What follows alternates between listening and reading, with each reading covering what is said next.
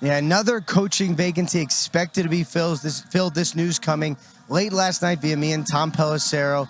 The Minnesota Vikings are expected to hire Kevin O'Connell, the Rams offensive coordinator, who kind of under the radar has not exactly been a household name, but he was a really top candidate in Jacksonville and in Minnesota. I know the Houston Texans really liked him, and the Vikings interviewed him a second time earlier this week. They also, of course, had Jim Harbaugh in. They had Patrick Graham in. They had Raheem Morrison.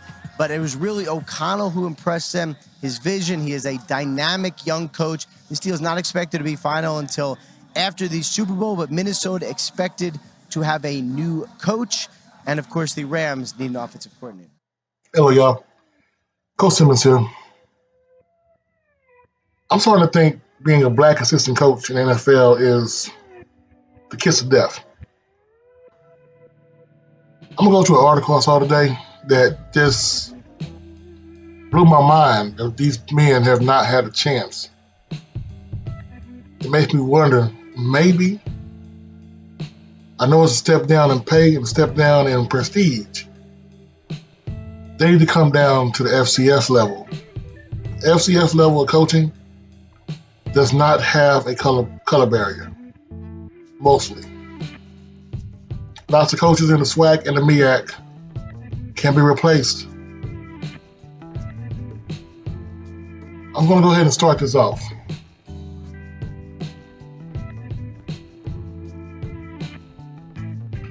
Leslie Frazier, assistant coach, defensive coordinator for the Buffalo Bills. They were the number one overall defense, Buffalo Bills. For 2 decades, coaching experience, won Super Bowls as a player and assistant. When it comes to coaching, most know him from his time with the Vikings. He was an interim in 2010, stayed on to the 2013 season. A former DB, most of his coaching experience on that side of the ball, as he went 21, 32, and 1 as a head coach. But he's taken over when it comes to defense. Next coach, Troy Brown, running backs coach, kick returners coach, New England Patriots. Yeah, folks. Y'all remember Troy Brown? Troy Brown, there's a reason why he coaches 2 different positions. During his playing days with the Patriots, Brown played wide receiver, cornerback, return kicks in a career that featured 3 Super Bowl wins, Pro Bowl appearance, being inducted into the member of the Patriots Hall of Fame. With the way the game is played now, Brown is someone to look out for as far as football. This man, Troy Brown, is somebody I would love to see in the SWAC. The way he played is definitely copacetic.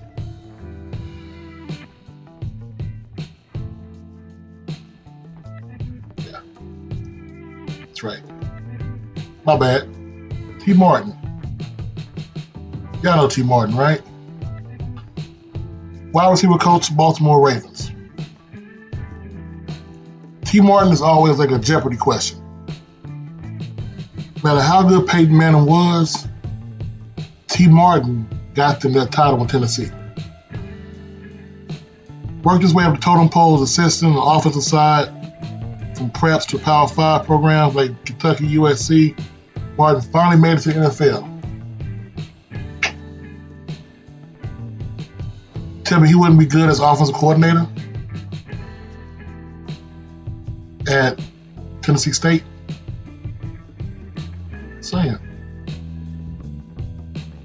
Who is he? Right? Ike Hilliard, receivers coach, Pittsburgh Steelers.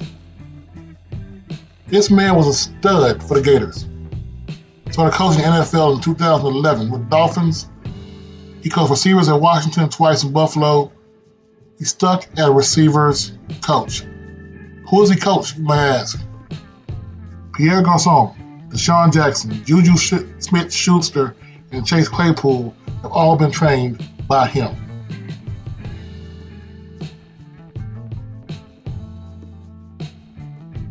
Everybody knows him, right? Mr. Pep Hamilton. He practically coach offense everywhere. The list goes from Howard University, Jets, Bears, 49ers, Stanford, Colts, Browns, Michigan, XFL, the Chargers. Only one stint as offensive coordinator, the Colts. It's beyond time for this man to get opportunity to regain all the respect he has on the college and pro levels, especially with his big resume. Here's an oldie. Lovie Smith. After spending 5 years as head coach at Illinois, Smith is back in the NFL. Many remember him for the days as the head coach for the Bears, as he and Tony Dungy made history in the Super Bowl as the first two black coaches ever meet in NFL's crown jewel. Smith will be running the defense in Houston under new coach, former coach, David Cooley. Yeah. Lovie Smith deserves a chance to coach again. All the Florida folks. This one, if the money was right, I'm looking at Bethune-Cookman. Charlie Strong. As the coaching career that started in 1983, Strong finally in the NFL. He was head coach at Louisville, Texas. That wasn't going to work. USF. Strong is worked with Urban Meyer as a duo worked side by side in Florida. After this year, with Urban Meyer being fired, we got to find out if Charlie Strong has another chance. He was not mentioned in any coaching search for the Jaguars.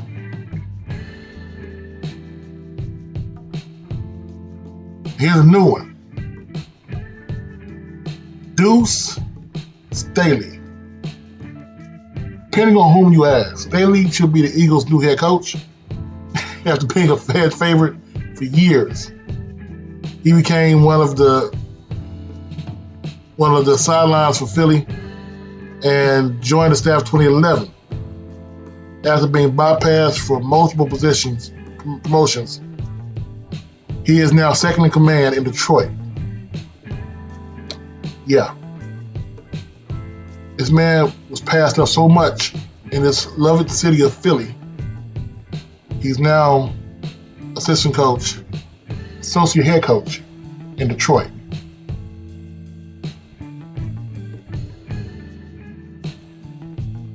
Now this one, Antoine Randall L. Sound familiar, right? If Randall L. was born a decade later, would have been the quarterback. Right now, after playing quarterback in Indiana, switched positions to make it to the league. As many black quarterbacks had to do back then. If you were a black quarterback and could run, you couldn't pass in the NFL. After a solid career receiver and kick returner, he's his third season as an NFL assistant coming off Super Bowl win with the Bucs. He coaches wide receivers. That's something that all players had to do back in the day. Now, Ronald Curry. People of a certain age will always think of Curry as a basketball player more than football. He was a former two-sport All-American, MVP at McDonald's All-American game, won the dunk contest, played point guard in North Carolina. After a switch to receiver, had an 8-year career in the NFL. He has coached offenses in San Francisco and now New Orleans. So, quarterback in college, may have switched to a receiver again. Why are we passing up people like this? Raheem Morris, defensive coordinator for the Rams. He was put in the no-win position, placeholder for the Falcons. He took over as interim coach midway through the dismissal year, finished 4-7. He spent time with the Bucs, as the Bucs head coach from 2009, 2011. Now he's coaching defense.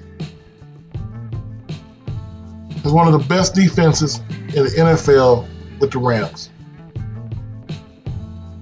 And these players, and finally, from my generation, Ken Norton Jr., defensive coordinator for the Seahawks. He's a living legend. He has 4 Super Bowl rings, 3 as a player, 1 as a coach. He's proven he can play and coach at a high level.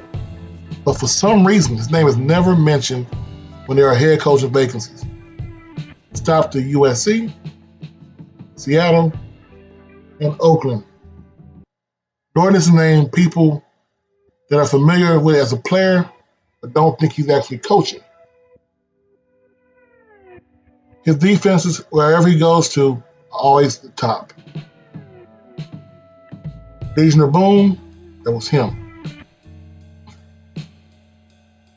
This is what I'm saying, people. When you enter into the profession of coaching, if you're black, is it a hindrance?